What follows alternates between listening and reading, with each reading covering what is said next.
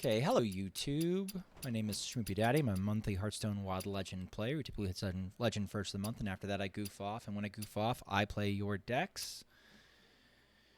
And I did that today. Today is the opening day of Perils in Paradise. Played mostly Wild today, a little bit of Standard. But my takeaways were the set so far has mostly just sort of added to the format as opposed to changing it or warping it so far. For example, something like Skipper Warrior. This is my particular preferred build, but I'm still tweaking it. Using cards like All You Can Eat to tutor not only risky Skipper, but Skipper pieces like Razorfin Rockstar or Needle Rock Totem for additional draw. That's looked good. The Tourist, allowing us to run Great Heights or in some other builds, Trail Mix, so that you have some temporary mana for some pop-off turns, has looked good. Meanwhile, in the world of Questline DH, I'm really liking Patches the Pilot in that kind of list. This is called KVLT-ish because I got this list from KVLT, but he runs Consume Magics over the Playhouse Giants. I'm really liking the Giants right now because of the synergy with Patches. One of the weaknesses that the deck has had traditionally in the past is not being able to contest swarmy aggro. Patches helps alleviate that a little bit with the 1/1 Chargers actually acting like rushers. Paraglide looks really good on turn 3. Also has the nice option against slow stuff to act as a mill agent. So this deck got better. Looks good.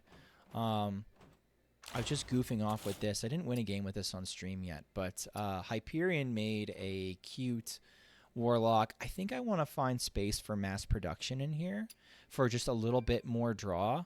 But the new tools like Eat the Imp feels like a nasty, nasty card, especially if you can eat Foul Egg or Wisp or one of the other little 0-drops. Some of the most fun decks that we played tonight, OTZ submitted a Hostage Mage, which is using Galactic Projection Orb to repeat specific spells over and over and over again, specifically Potion of Illusion on a Grey Sage Parrot so that you could recast Galactic Projection Orb and recast Frost Nova, Ice Block, Solid Alibi, fun stuff like that. Additional tools this deck got this expansion are things like King Tide, making your Galactic Projection Orb able to be cast much, much, much sooner than need be, but also just, dude's a tax effect, a Lotheb type effect, if you will. Seems pretty cool.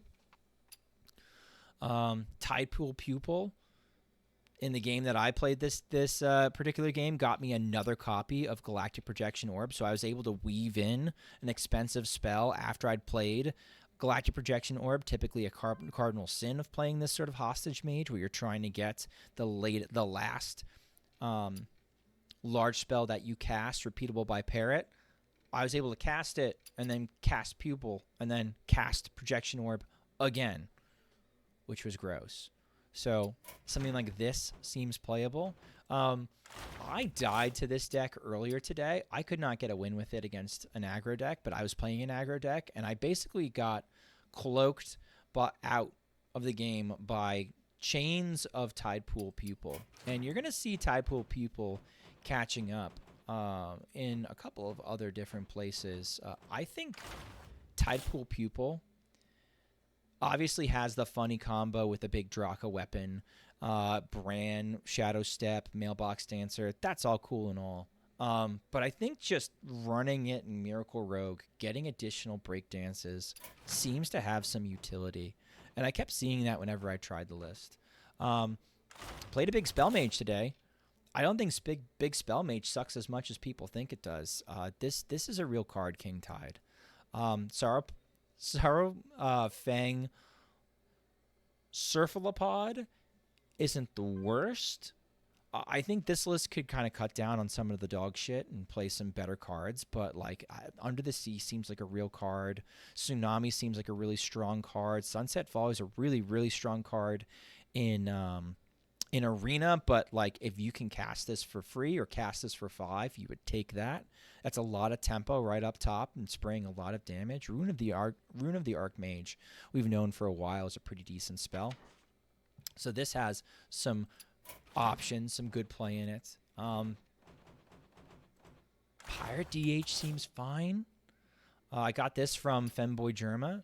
I don't know about the Shark Puncher in here, but tools like Sigil, Hosen has seemed fine. Playing basically building around Magnifying Glaive seems like the way with this list, and then just dealing ridiculous damage with a combination of Adrenaline Fiend or Sock Puppet or the both of them together, while you're also still pulling little pirates with charge, seems good. And mostly today, my opponents were running. I saw a lot of Shadow Priest today. I saw a lot of Questline Warlock. I saw a lot of Pirate Rogue. I think the old stuff is still good. Miracle Rogue running Knolls, still good. I think the new stuff is also good, and I think it's going to add to the. I think ultimately Perils in Paradise is going to add to the diversity in Wild at the moment. The one sort of danger I'm looking at is Tidepool Pupil might be a little bit too good for the format. And as those decks get refined, it wouldn't shock me if the OTK turn 3, turn 4 that I thought was going to be a little bit more consistent than it is. Right now, I think it's probably at like a Tog Druid type level of consistency. That might not be enough power level wise to get it banned from the format, but something you got to keep in mind is that animation cheating is going to be a huge influence on that deck in particular. And Blizzard hates decks that are animation cheat decks. They don't want to be embarrassed the same way that they were embarrassed when Ignite Mage was good. And people like Holy Crab were getting rank 1 in Wild in the EU server, basically just cheating their way to the top. So they seem to come down really hard on animation cheat decks, and this seems like a crazy animation cheat deck. I could see it being incredibly lethal if animations were no object. You could weave in some pretty funny combos where you could, weave in break dances to take care of taunts that might be in the way of a giant Draka weapon. If your opponent's making a 60-60 Draka weapon, they're cheating. If they're making a 40-40 Draka weapon, they're cheating. If they're making a 33, 30, 29 Draka weapon, they're probably not cheating. I did one for like 26. Probably could have done a little bit better. Maybe if I get used to the combo, I can do better. But that's not weaving in any kind of death in. That's not weaving in any kind of like spell to take away any taunts. So overall, I'm happy with the set so far. It looks like we got some really strong and cool and interesting tools, and I think we're going to see a lot more fringe, goofy aggro decks pop up that are experimented with and become pet decks for people, which I think is good because aggro was a little bit lacking last expansion. And yeah, I think it's going to be fun. Oh yeah, Unholy DK got some fun tools. Ghoul's Knight and where's Edge?